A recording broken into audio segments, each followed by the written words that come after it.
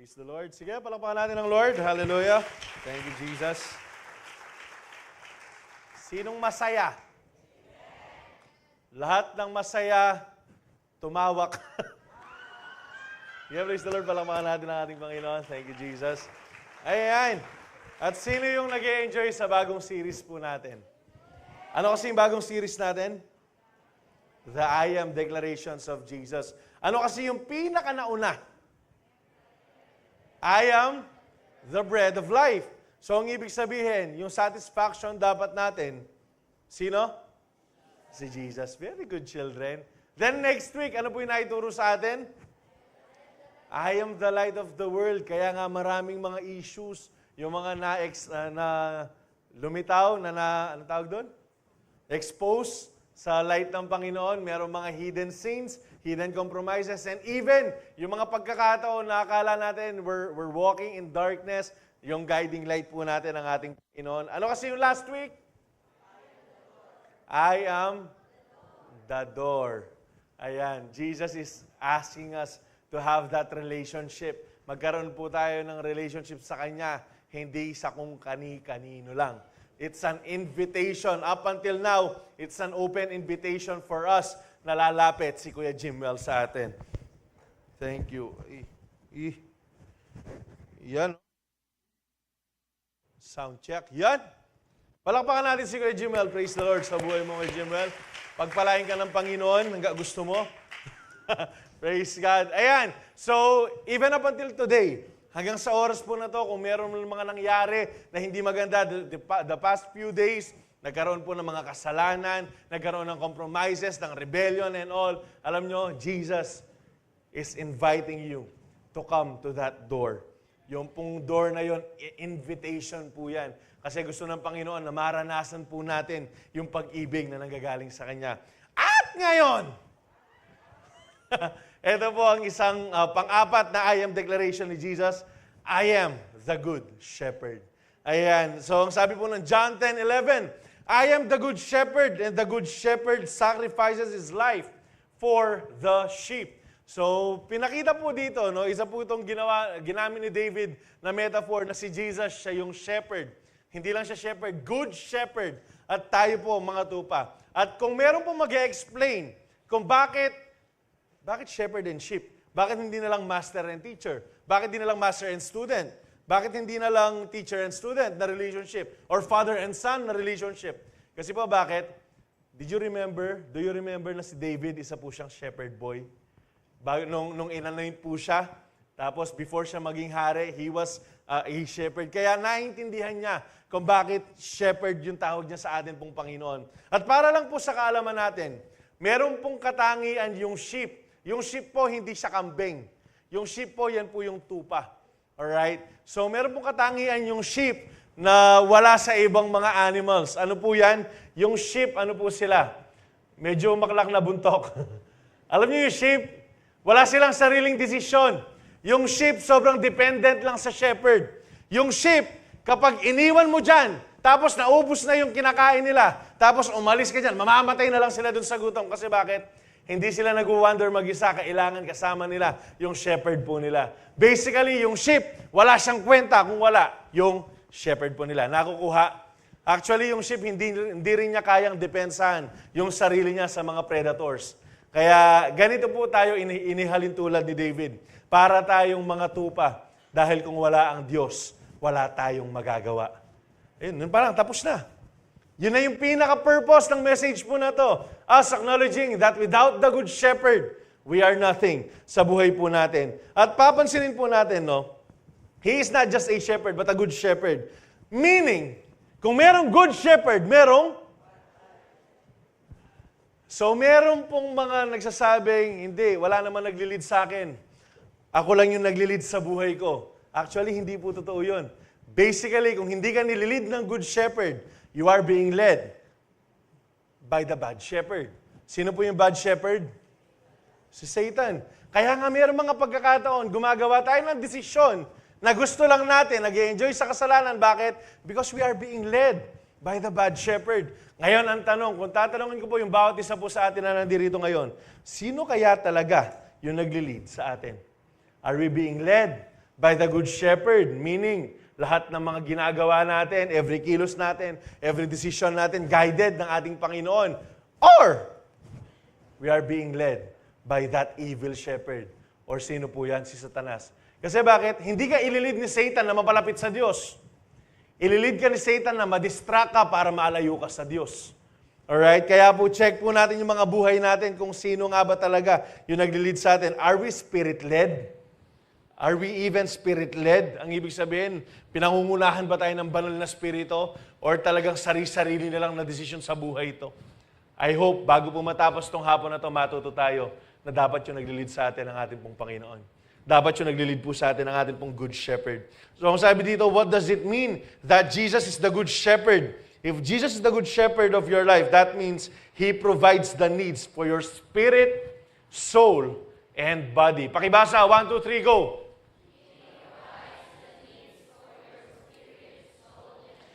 Basically, kabuuan ng buhay mo, pinuprovide niya yung pangangailangan. Ngayon, yung pag-aaralan po natin sa lahat ng points po natin manggagaling sa Psalms 23. Alam niyo po yung Psalms 23? Ano yung Psalms 23? The Lord is my shepherd, I lack nothing. So, dyan po manggagaling sa lahat ng mga points po natin, yung verse po na yan, yun yung i-expose po natin. Ang sabi dito sa Psalms 23, 1-3, The Lord is my shepherd, I shall not want. He makes me lie down in green pastures. He leads me beside still waters. He restores my soul and He leads me in the path of righteousness for His name's sake. Ang sabi po dito, ang Panginoon ang aking pasol at hindi ako magkukulang. At kadalasan po, this verse is being interpreted, being used as a comfort sa lahat ng mga material things lang, sa lahat ng mga financial needs lang. But it goes beyond that. Ito pong verse na to, hindi lang siya pang pera. Ito pong verse na to, hindi lang siya pang material possession. Ito pong verse na to, pang soul, pang spirit, soul, and body po siya. Sa lahat ng pangangailangan mo, basically, pinrovide na yan lahat ng Panginoon. Ang tanong, sino yung may pangangailangan ngayon?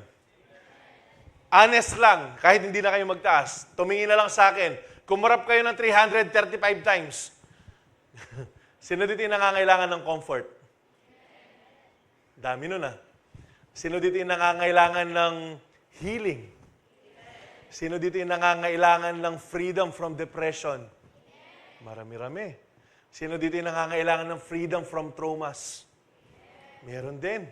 Freedom from anxiety. Ang dami. Naintindihan nyo ba? Baka amen lang kayo ng amen, ha? Sino dito yung nangangailangan ng encounter ulit sa Panginoon? Alam nyo, kapag sinabi natin that Jesus is our good shepherd, lahat ng kailangan mo nasa Kanya na. Kung ano man yung kailangan mo sa spirito mo, nanghihina ka na, spiritual na pamumuhay, emosyonal mo na pamumuhay sa iyong kaluluwa, maging sa iyong physical na pangangatawan, kapatid, it is already provided. Kasi bakit? Mabuti ang atin pong shepherd. He is our good shepherd. Ang sabi po dito, no, He makes me lie down in green pastures. Pinahihimlay niya ako sa luntian. Kapag po sinabing green pastures, meron pong mga kasabihan dati, hindi na natin nadatnan to eh, na yung mga, hindi naman mga ninuno natin, yung mga parents, mga grandparents po natin, kapag sinabi nilang green pastures, medyo may breads dyan, may kayamanan. Pero kapag sinabi nilang, kailangan kong pumunta dun sa greener pasture, ang ibig sabihin, pupunta sila ng ibang bansa. Amerika, kasi bakit? Mas mataas yung sahod dyan eh. Dollar eh. Dolyares. So, gusto ko lang pong sabihin sa inyo, wherever the Spirit of the Lord is, kung nasaan man ang presensya ng Panginoon, yun yung greener pasture. Andun yung pagpapala. Hindi ko po sinasabi na wag kayo, baka meron tinatawag sa inyo yung Panginoon, pumunta ng ibang bansa, bahala kayo dyan. Pero kung sinabi ng Panginoon, wag kang umalis, but you have this plan sa buhay mo na hindi ako pupunta na lang ako ng ibang bansa para mapagpala ako, kapatid. Kahit nandirito ka sa Pilipinas, kaya kang pagpalain ng Diyos. Kahit taga saan ka? Jefferson. Howville. Kahit taga Howville ka, pagpapalain ka ng Panginoon. Taga ano ka rin ka dyan? LNW. Kahit taga LNW ka, pagpalaan na ka ng Ginoo. Hindi ko sinabing huwag kayo magtrabaho, magtatrabaho pa rin kayo. Ang sinasabi ko lang po dito, kung nasaan po yung presensya ng Panginoon, kaya kang pagpalain ng Panginoon dyan. Kasi bakit? Meron tayong maling mindset na kapag ako, nagtrabaho ako sa ganito, naging ganito ako, doon ka lang pagpapalain ng Panginoon, kapatid. Ang dami ng pinagpala ng Lord, even nung pandemic. Alam nyo bang ang daming na-bless na sasakyan nung pandemic? Ang daming na-bless na businesses nung pandemic? Ang dami namin pinag-pray na bahay nung pandemic. Why? Kasi kahit na naghihirap yung buong mundo, kayang pasaganain ng Lord yung mga nagtitiwala po sa Kanya. At kasama tayo doon. Pakisabi sa katabi mo, kasama ka doon. Tanungin mo yan, may pangarap ka bang umibang bansa? Ipag-pray mo ha.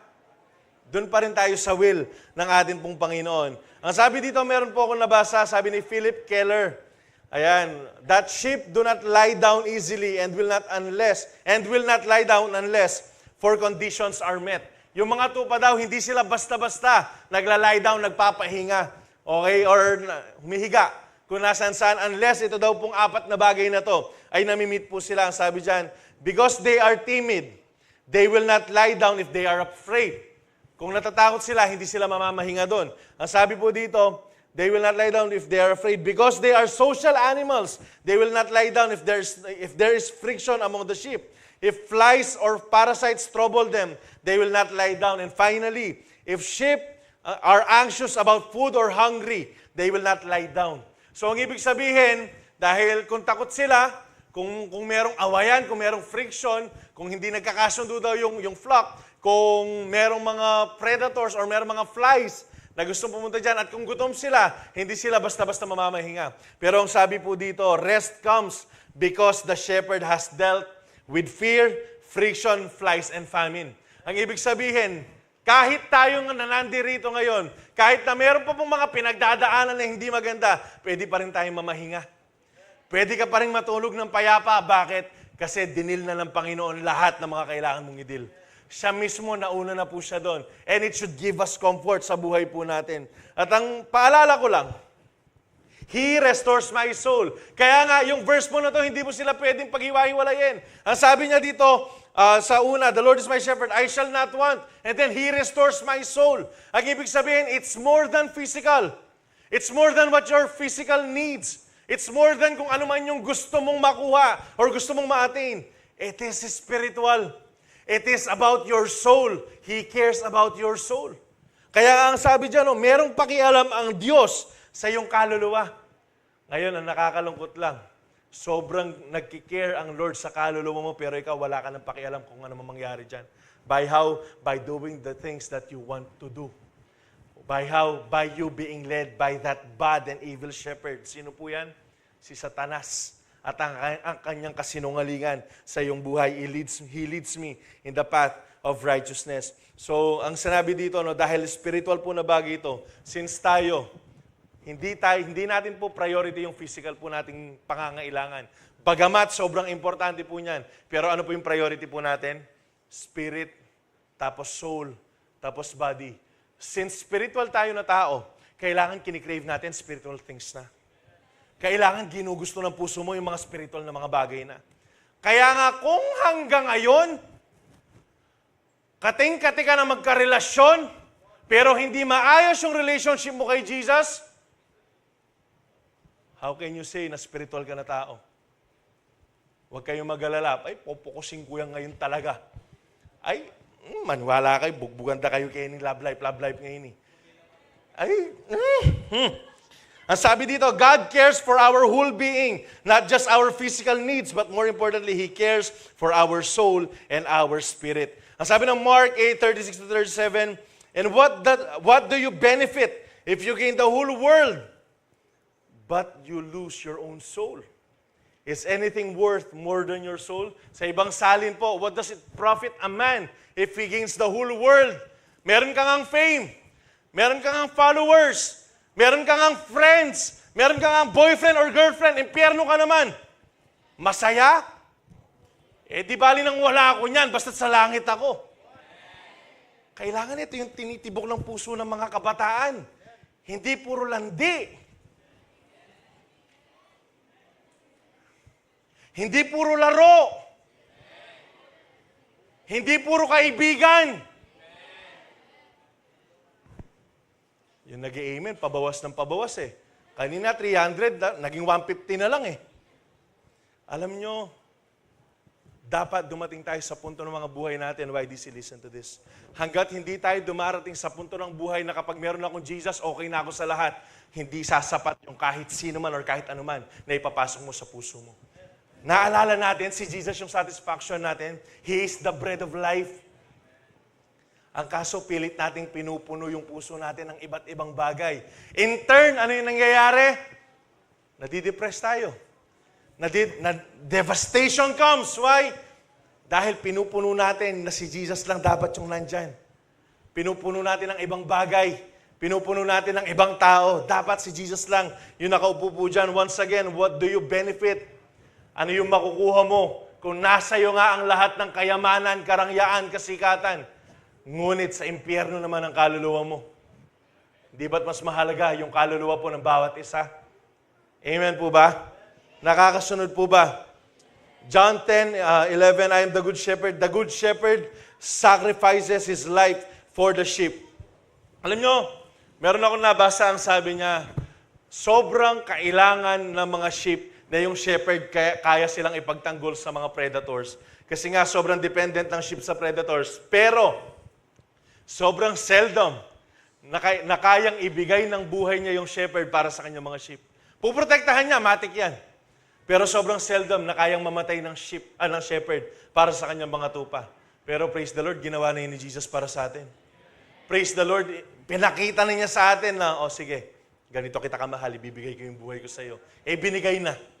Kaya nga nag-i-enjoy po tayo sa buhay po natin ngayon. At dito po tayo mag-focus. No, ito po yung isa sa mga gustong upuan. Ito po yung YDC verse po natin sa 1 Thessalonians 5:22-24. Ang sabi dito, abstain from every form of evil. Anong ibig sabihin ng abstain? Abstain. Lumayo, huwag gawin, talikuran, layuan. Abstain from every form of evil.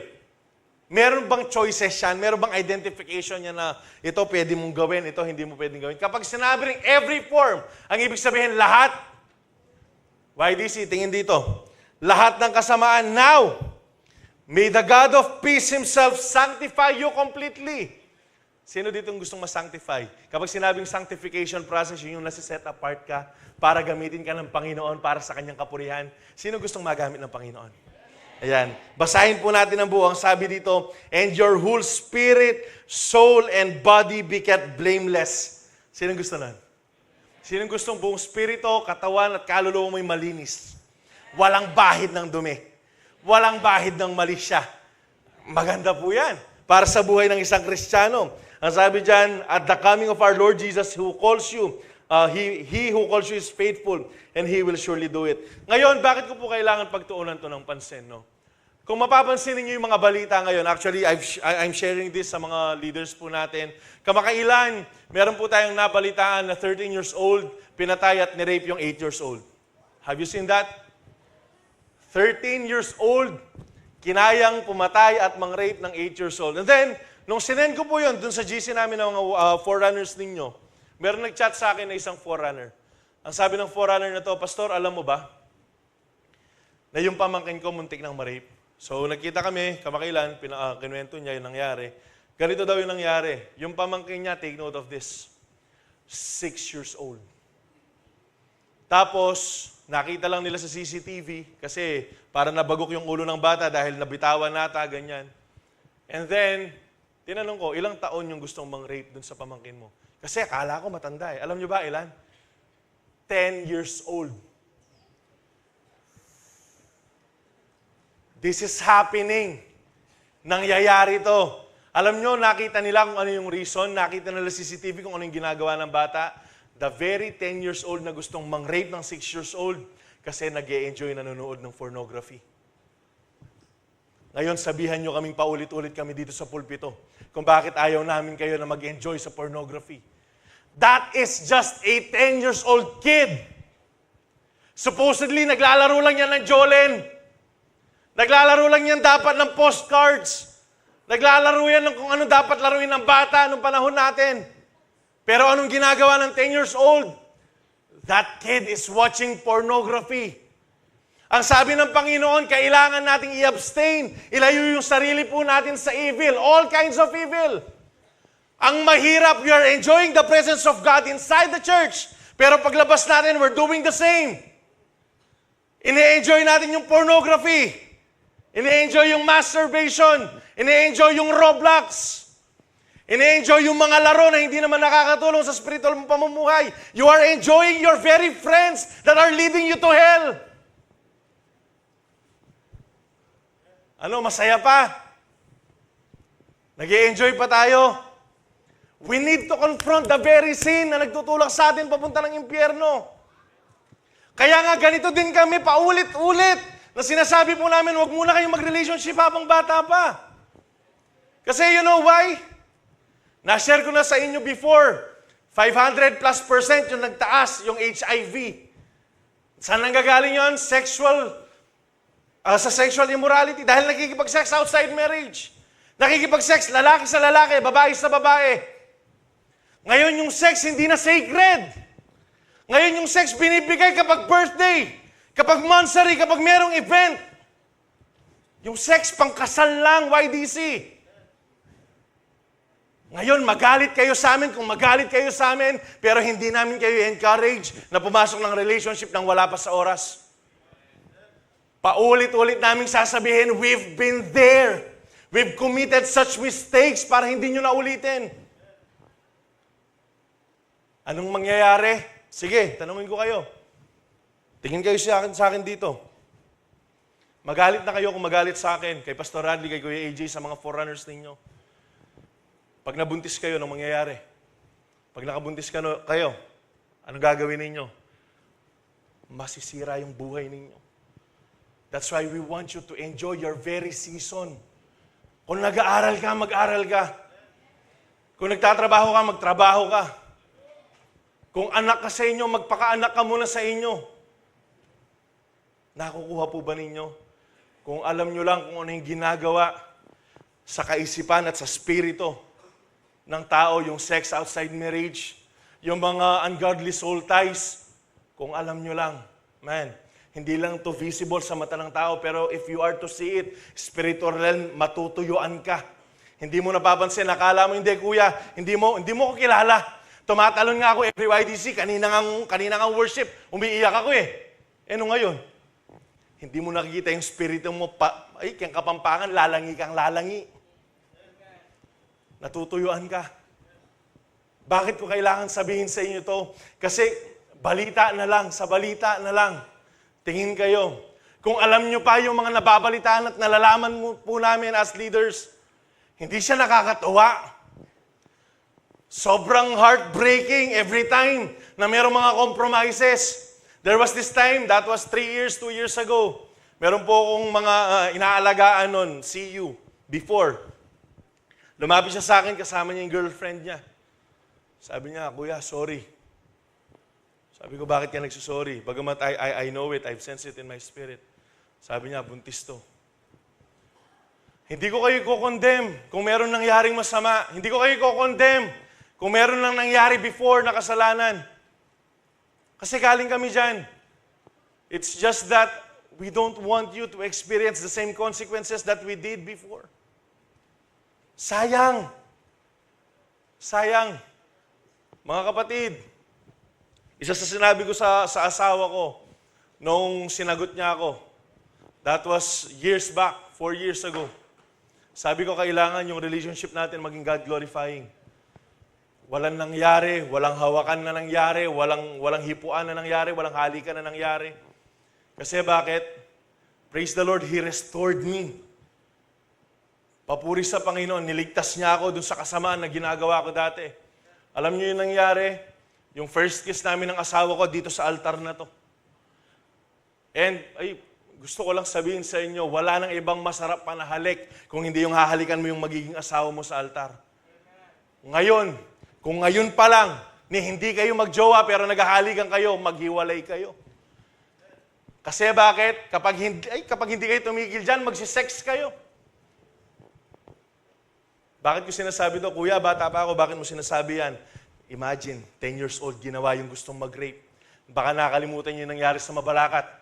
8 and 10 years old. Pinagtulungang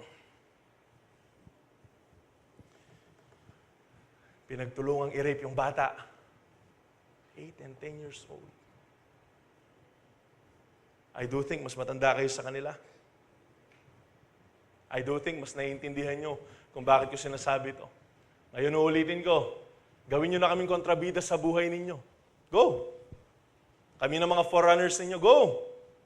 Ang importante, masabi namin sa inyo yung tama. At the end of the day, it is your decision. Yung magmamatter, hindi yung anong sinasabi namin. Kasi bakit? Marami na. Marami na nagkamali, huwag na kayong dumagdag pa. Marami nang nahirapan, huwag nyo nang piliing danasan pa. Yung bagay po na yun. Maniwala kayo, pleasing lang siya sa una, sa pakiramdam. Pero at the end of the day, hindi siya makakatulong sa spirito mo. It will just lead you to hell. Nakukuha po ba YDC? Kaya ang sabi dyan, abstain from every form of evil. You want that sanctification? You want that purification ng Lord? Hindi po to automatic. Kailangan may gawin po tayo. Isa yun, sobrang kailangan kong sabihin to kasi meron ako narinig before, puro na lang love life, puro na lang love life. Palagay nyo saan nag-i-start yung kasalanan? Sa love life. Saan nag-i-start yung sex outside marriage? Sa magkasintahang nag-init yung katawan. Sa nagkasintahang tinirahan ng lust sa kaisipan. Nakukuha po ba ninyo? Nakakasunod pa ba? Di po ako galit, nagpapaliwanag lang. I hope dumating tayo sa punto ng buhay natin. We've said it before and I'm gonna tell it to you once again. Let's make purity a trend again. Itong generation na to, yes, praise the Lord, dumadami tayo. Pero kung kalahati naman, nagko-compromise, paano? Ito yung gagawin po natin. Saan nagsisimula yan? Magiging honest ako sa inyo. Tinanggal ko na naman yung Facebook ko eh. Yung mga nagmamasturbate ng patago, hindi naman kayo agad-agad. Gagawin nyo eh. Hindi. Yung mga nanonood ng pornography, saan nag-start yan? Kaya nagkaroon ng ganyang problema ngayon because we have easy access sa ating mga cellphones. At ngayon, sino lahat ng may cellphones? Taas ang kamay. There is a need for us to have this discipline. Youth, sino dito yung nagmamahal sa Panginoon? Taas ang kamay. Magkaroon lang tayo ng ganitong klaseng gawin para makatulong po kami sa inyo. Sinong mas mahal ninyo, ang Panginoon o yung cellphone? Sinong mas mahal ninyo, si Jesus o yung cellphone? I have this call for each one of us. Inumpisahan ko na since Friday, since kahapon. Kung hindi nyo ginagamit sa klase ninyo yung Facebook, Instagram, siguradong hindi, TikTok, yung X, yung Threads, ngayon mismo, bibigyan ko kayo ng 1 minuto, i-uninstall ninyo. Kung meron pa kayong mga online games sa cellphone ninyo, ngayon mismo, I'm gonna give you time, i-uninstall ninyo. Kung meron kayong nakaka-chat, tapos bata pa kayo, wala pa kayo sa season, i-uninstall nyo na rin sila. Kung meron nagkukos sa inyo ng mga tao para lumayo kayo sa Panginoon, put barriers. Ngayon, kung nagsi-cellphone po tayo, nanonood kayo ng mga K-dramas, ng Netflix, ng VU, ng Disney Plus, tanggalin po natin. Try lang natin. Lahat, forerunners, asan yung mga forerunners? Taas ang kamay. Simulan natin sa atin, pakita natin sa mga bata. Tanggalin po natin for just 1 week. For just 1 week. Subukan lang natin. Okay ba, YDC? Ang bihira, ilabisa rin alwa. Okay ba, YDC? Sinong nag-uninstall na ng Facebook? Nag-uninstall na ng Instagram, ng Threads, ng TikTok? Ito yung sisiguraduhin ko sa inyo. Shh. Listen, kapag tinanggal niyo yung mga bagay na yan, tapos nag-alat kayo ng mas maraming oras sa Diyos, you can see transformation sa mga buhay ninyo. You will see transformation sa mga buhay ninyo. Tapos, ito pa yung good news dyan, mas magiging masipag kayo sa bahay. Wala nang wait lang eh. Wait lang, nag-ML ako. Pambihirang ML na yan. Nanitang ating garden, sir? Ha? Grow a garden? Mag-grow kayo, spiritual. Grow a garden, grow a garden.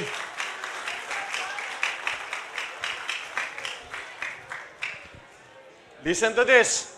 Silence. Pwedeng nag-yes kayo ngayon, pero di nyo gagawin. Pero paalala lang, what's done in secret will be exposed in public. What's done in secret, kahit pa yung mga hidden sin, what's done in secret will be exposed in public. Alam nyo, it is the grace of God calling us today. Sige anak, alam ko meron kang addiction. Sige, alam ko nahihirapan ka sa cellphone na yan. Pero ngayon, subukan mong kasama ako, tutulungan kita. This is the call of the Lord for us. Na maging puro po tayo. Pakatandaan natin, babalikan ni Kristo yung kanyang bride na blameless. Babalikan ni Jesus yung kanyang bride. Tayo po yun na blameless. Papaano ka kung meron kang spot sa buhay mo? Papaano kung meron kang addiction sa buhay mo? Papaano ka kung nag-e-enjoy ka sa rebellion sa buhay mo? Nag-e-enjoy ka sa kasalanan sa buhay mo? Papaano ka? Maiiwan ka, kapatid. Yun yung masisigurado ko sa iyo. To be holy is to be separated kung ano yung ginagawa ng mundo. To be holy is to be set apart para sa gawain ng Panginoon. Sino dito yung nagkakampus sumpukan? Last na lang. Taas ang kamay.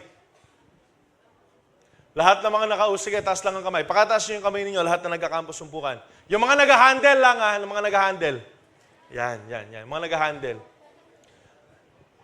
Karamihan sa mga nag-handle na yan na nakausap ako nung bago sila mag-campus sumpukan, isa lang yung sinabi ko sila na kailangan meron sila. Ano yon? Integrity.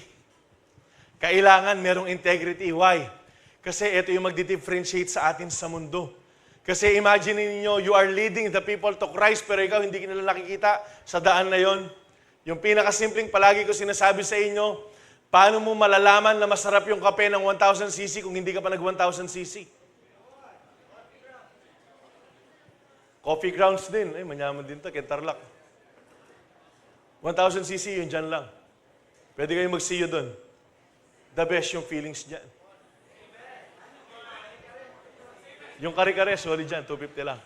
Ang sinasabi ko dito, paano mo masasabi na masarap yung kare-kare kung ikaw mismo hindi mo natakman? Na masarap yung kare-kare. Ang sinasabi ko lang, paano mo sasabihin sa kanila na kayang baguhin ni Lord yung buhay na imposible mabago kung ikaw mismo wala kang pagbabagong pinapakita sa mga nakakausap mo. YDC, there's a call for us today. Once again, tingin dito. Let us make purity a trend again. Let us be holy in the sight of the Lord. Magpakabanal po tayo. Pakisabi sa katabi mo, magpakabanal ka.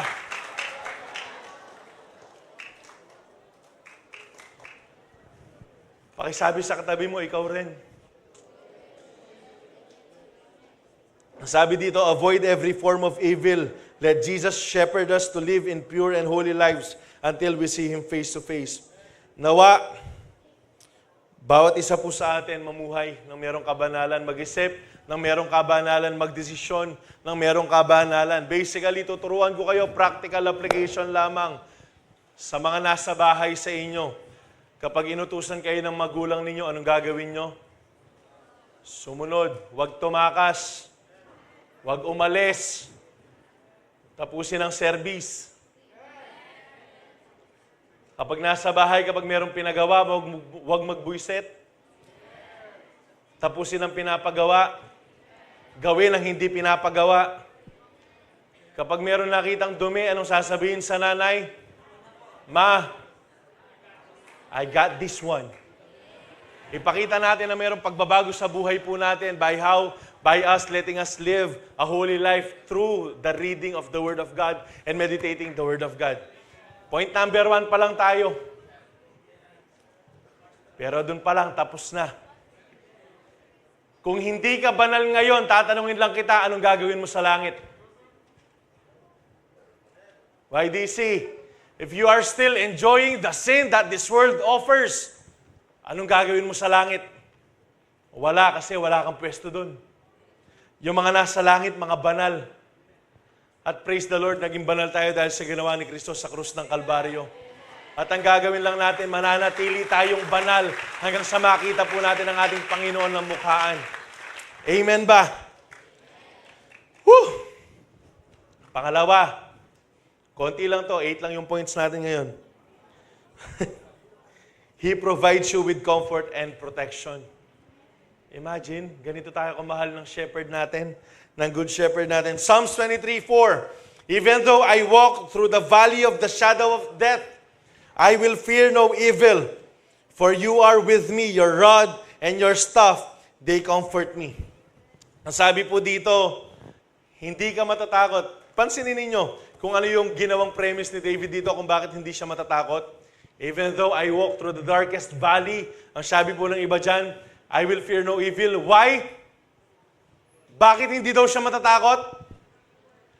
Dahil kasama niya yung Diyos. Kasama natin ang Diyos. Hindi tayo malulunod. Hindi tayo masusunog. Kasi kasama natin ang Diyos. Kasama natin ang Diyos. Hindi ako matatakot. Hindi ako malulungkot. Kasi bakit? Dumaan man ako sa ilog. Hindi tayo masusunog kasi tubig yun eh. Hindi, pero walang makakatalong problema sa atin dahil kasama natin ang Panginoon. YDC, pakatandaan niyo po itong katotohanan na to. Just you meditating and acknowledging that the Lord is with you wherever you go, magbabago po yung course ng buhay mo. Totoo man, sa mga ito, tingin dito, na magtaas ng kamay, sa lahat ng nag-i-struggle ng pornography and masturbation, yung mga hidden sin na yan, alam ko yun, galing ako dyan eh. Alam nyo, para makawala kayo dyan, isipin nyo na lang, kunyari ganito, manunood ka ba ng porn sa ganito karaming tao? Magmamasturbate ka ba sa ganyan karaming tao? Kapag kasama mo yung parents mo? Hindi. Bakit? Bakit? Nakakahiya, di ba? Pero hindi tayo nahihiya sa Diyos and nandiyan siya every time that we are doing that sin. Ngayon, palitan natin yung mindset natin. This is God's grace. Ito po yung panawagan ng Panginoon sa atin. Kapag natitempt ka na gumawa ng kasalanan, isipin mo, kasama mo yung Diyos. Magbabago ang lahat. Magbabago ang lahat.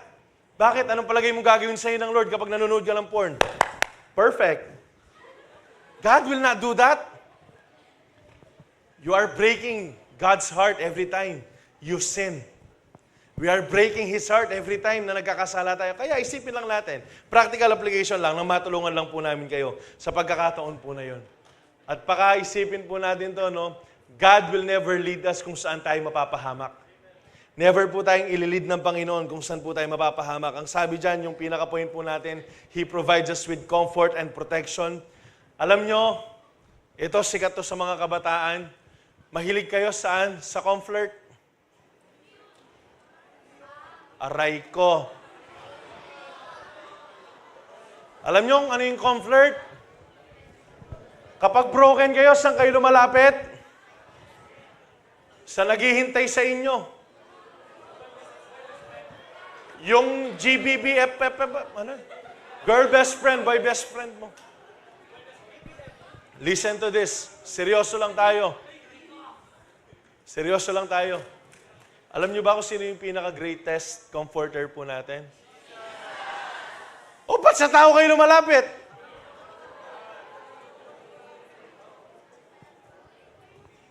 Listen to this. He experienced the greatest discomfort para lang ma-comfort niya yung bawat isa po sa atin. Hindi ba siya karapat-dapat na unahin natin kapag kailangan natin ng comfort? Hindi ba siya yung dapat nating unahin kapag kailangan natin ng tulong? YDC, are you still there? Kuya Zap, puro ka love life, puro ka love life. Puro ka ganito, puro ka ganyan. Eh, yan yung ginagawa natin eh. Diyan kayo nabubuhay ngayon eh. Gusto ko lang pong sabihin na si Jesus po yung greatest comforter. Pakatandaan nyo, ang sabi dito, your rod and your staff, they comfort me. Ang sabi dito, Rod and staff are shepherd's tool that symbolizes both guidance and protection. Yung rod, yan yung pamalantek. Yan din yung pamprotekta ng Lord, ng shepherd sa mga predators na gustong kumain ng mga tupa. At yung staff naman, mahaba po yan. Actually, yan yung kapag nalilihis ka ng landas, kunyari, yung flocks, magkakasama, nalilihis ka ng landas, anong gagawin ng shepherd? Yan yung panghila. So kapag sinabing rod and staff, both po yan pang disiplina, pero kasamang pagmamahal. Meron pong kasamang pag-comfort yan na nanggagaling po sa Panginoon. The rod and staff that Jesus is using to comfort us is the Word of God. Ang salita po ng Panginoon. Sige po, pakita natin. Nandiyan yan. Yung pong word po ng Lord. Why? Because it is used for us to protect us, to correct us, to comfort us. Yan yung nag-guide sa atin, yan yung nag-lead sa atin. Ito po yung pinaka-instruction po natin kung ano yung aayawan natin at kung anong gagawin po natin sa buhay. Ang sabi ng 2 Timothy 3:16, all scriptures is inspired by God and is useful to teach us what is true and to make us realize what is wrong in our lives. It corrects us when we are wrong and teaches us to do what is right. Kaya po alam nyo, yung mga nagsasabi sa inyong ginagamit nyo yung salita ng Panginoon para i-judge kami sa buhay namin, ano gusto nyo gamitin namin? Ano, experience namin?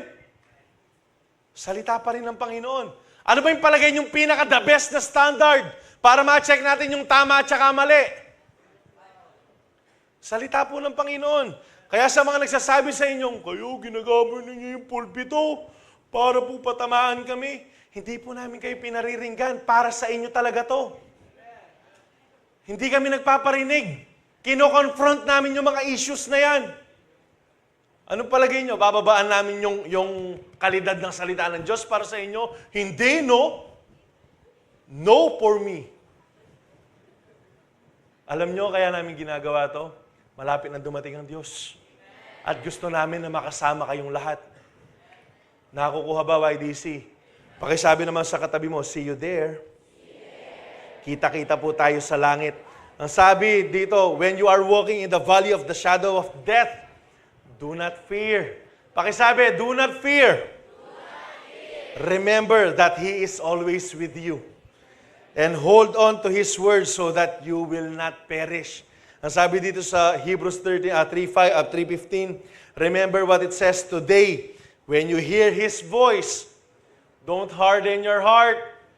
Ang sabi po ng verse na yan, ngayon, YDC, sa lahat ng mga narinig at naririnig natin, dahil narinig po natin ang salita ng Panginoon, huwag mong tigasan ang puso mo. Kalasin mo yung kalyo sa puso mo. At magpabago ka gamit ang salita po ng Panginoon. Amen po ba? Patapos na tayo, 3 hours na lang. Next. He provides you with abundant blessings. Ito yung maganda sa shepherd po natin eh. Sino dito yung magtataas ng kamay tapos sasabihin niyang ako, maraming beses na akong pinabayaan ng Diyos? Wala. Sino naman dito yung magtataas ng kamay na pwede niyang ipangalandakan, never pa akong pinabayaan ng Panginoon? Because this is the reality. This is the reality that we are living in. Never tayong pinabayaan at never tayong papabayaan ng Diyos. Ang sabi dito, you prepare a table before me in the presence of my enemies. Alam niyo ba kung gaano kasarap itong pinatutungkulan nito? Na ikaw, pinag-ready, sino nag-ready? Si Jesus? Yung Good Shepherd po natin, pinag-ready ka niya ng steak, medium rare.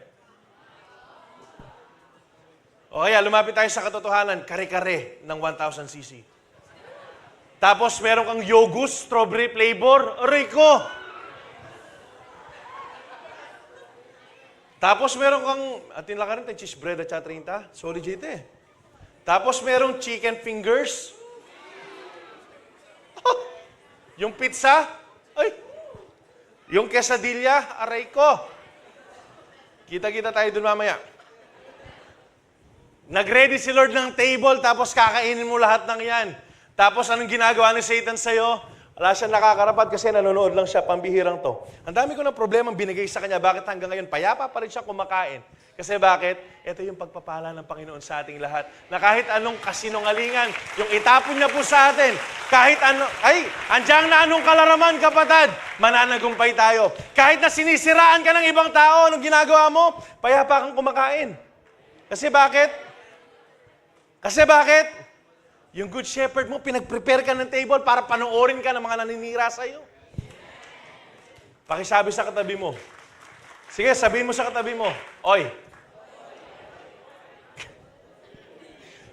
kita tayo 1,000cc. Doon tayo mag-see you. Ang sinasabi ko lang po dito, kapag nasa presensya ka ng good shepherd, listen to this, walang anumang predator ang pwedeng kumuha sa'yo. Kapag nasa presence ka ng good shepherd mo, kapag andyan yung good shepherd mo, dahil kasama mo yung good shepherd mo, kahit anong kasinungalingang itapon ng kaaway, hindi mananagumpay. Kahit anong pagsubok po yung kanyang ibigay, pambira, victorious na tayo eh. Anong gagawin mo? Kakain ka lang. Ano yung kakainin mo? Kare-kare, di kayo nagiginig kanina eh. Hindi, magiging payapa yung buhay mo kasi bakit? Alam na alam mong protektado ka ng shepherd mo.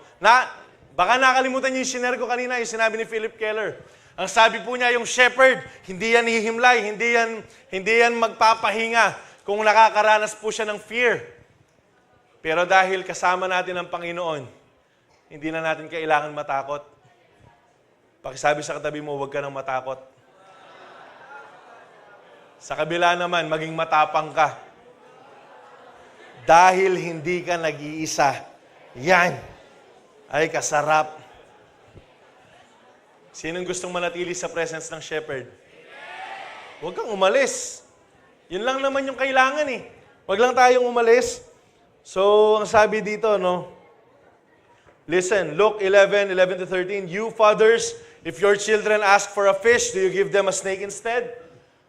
Sa mga tatay ito, actually sa atin lahat to, na kapag merong humihingi sa atin ng isda, bibigyan mo ba ng aas?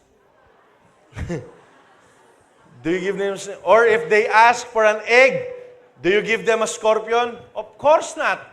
Pakisabi, of course not.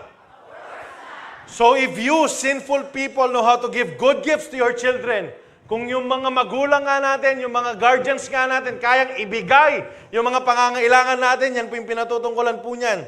How much more will your heavenly Father gives the Holy Spirit to those who ask Him?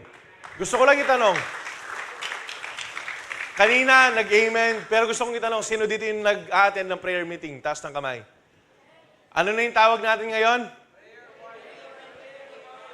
Meeting of the Prayer Warriors. Alright? Anong nangyayari every Wednesday na ginagawa natin? Pinaparanas ng Panginoon ng kanyang presensya. Ang daming visions, ang daming nababaptize ng Holy Spirit, ang daming dreams, ang daming mga testimonies.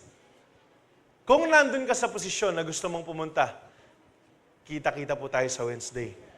Meron tayong win and fast. Ano yung win natin? Yung worship and intercession night, dire-diretso po yung program natin. Kaya make sure kung pupunta po tayo, magpaalam tayo sa mga magulang po natin. Amen? Hanggang mga ano lang yan. Mga sandali lang. Hanggang mga ano lang. Hindi ako magbabanggit ng ano, baka sabihin sinungaling ako. Ang dali lang yan. Madali lang yan. Hindi, kasi bakit?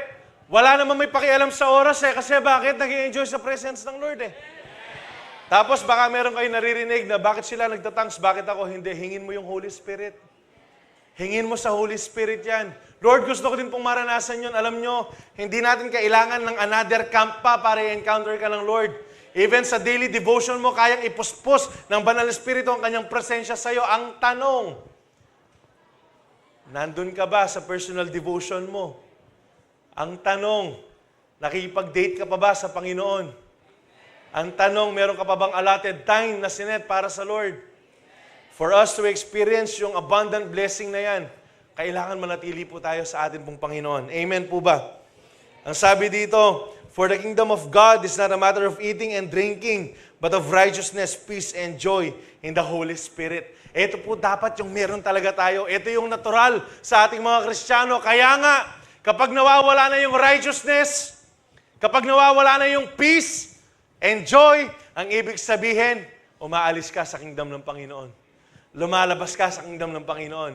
Pero kung mananatili ka sa loob, kapag pumasok ka dun sa door, that door, kapag pumasok ka po dyan, you will experience this righteousness, peace, and joy na nanggagaling sa banal na Espiritu. Sinong gusto po ng kapayapaan? Sinong gusto ng kagalakan? Sinong gusto ng katuwiran? Ng kabanalan? Huwag kang umalis sa presensya ng Diyos. Ang sabi po dito, we can experience all kinds of blessings even in times of adversity and trial when we are filled with the Holy Spirit. Ang tanong, sinong gustong mapuspos ngayong araw na to? Sinong gustong mapuspos ngayong araw na to? Hingin po natin sa banal na Espiritu. Mamaya, we will have our worship time habang nagko-communion. Hinihintay mo yung time mo bago tayo mag-take. Hingin mo sa Holy Spirit. Pupuspusin niya lahat ng gutom para sa Kanya. Pakatandaan po natin yun. Last but not the least. Ano ba yung nabibigay ni Jesus as our good shepherd? If Jesus is the good shepherd of your life, it means that He provides you with eternal life. Buhay na walang hanggan, mga kapatid. Malapit nang dumating si Lord, tama? Pero huwag kayong maniwala na darating na si Lord sa September 23. Meron kasing nagpa-prophesy na nasa Facebook ngayon na sinasabi niya na darating si Lord na September 23. We will know the season. Malapit na yung season. Pero wala po sinabi si Lord ng exact date kung kailan siya darating. Ang gagawin lang natin, magre-ready tayo. Ang sabi dito, He provides you with eternal life.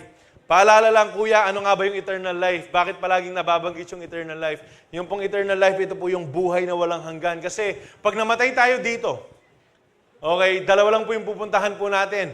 Langit at impyerno. Im.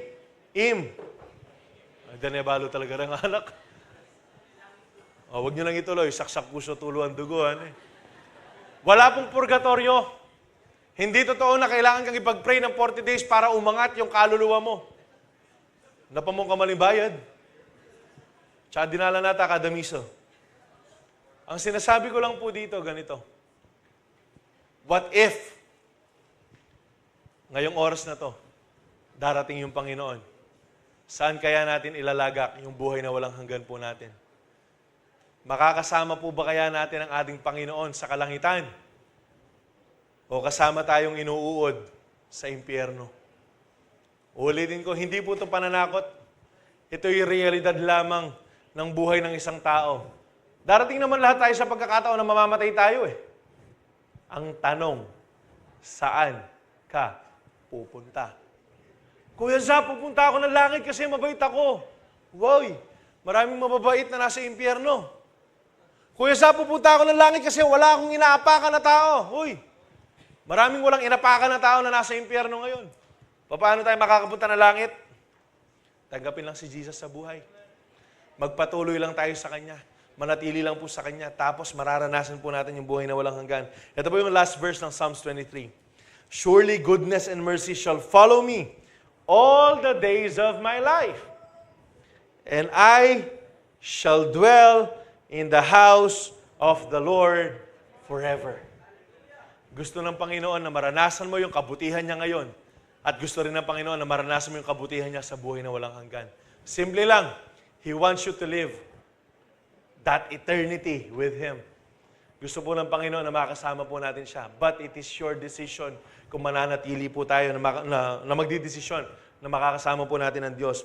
If Jesus is our good shepherd, we will always experience a life full of His goodness and love, and He will shepherd us into the life that is everlasting. Sino pong gustong mapunta ng kalangitan? Magtaas ng kamay. Sinong gustong mauna na? Amen. Ba, pambira. Ito yung problema. Patapos na sana ako, oh. Ito lang yung problema. Yung mga hindi nag-amen, anong gusto nyong gawin? Mag-enjoy pa sa kasalanan. May exam pa kayo sa Monday, may peta pa. Anong gusto nyo? Mag-boyfriend muna kayo? Kahit sa September 18 dumating si Jesus, okay lang sa atin.